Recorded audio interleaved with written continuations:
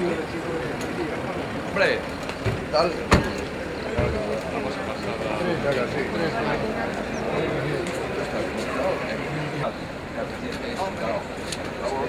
que venía, se ha querido pasar de Maíz Carmen. ¿Qué tal? Estará por allá.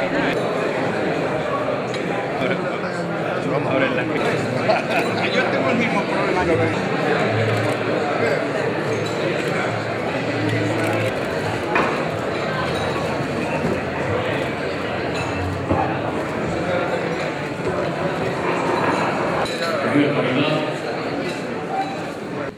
tenemos un llamado que estamos con la colaboración de ITINE.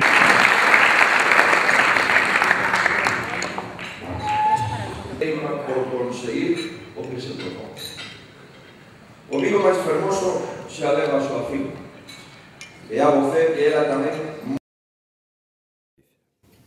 Do mesmo xeito que o Goberno galego aproba incentivos fiscais, crea máis solo industrial ou apoia os proxectos viables a través das maiores liñas de avais da nosa historia autonómica, os concellos, a primeira porta que chama moitos emprendedores, tamén han de desenvolver unha estrategia que cree un entorno propicio para todos os que desexen converter unha boa idea nun proxecto que garanta riqueza e que garanta postos de traballo.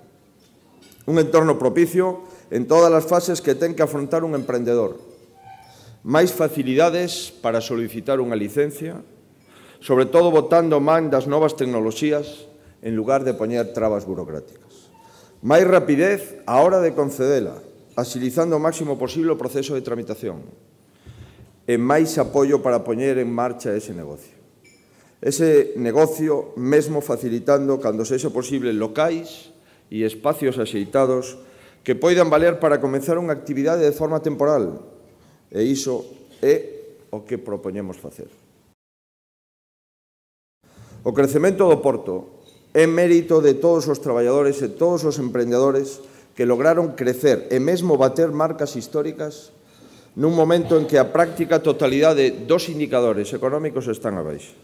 Pero non tería sido posible sen o esforzo desta muller capaz de dirixir e de mobilizar todos os que a rodean, ali onde estean.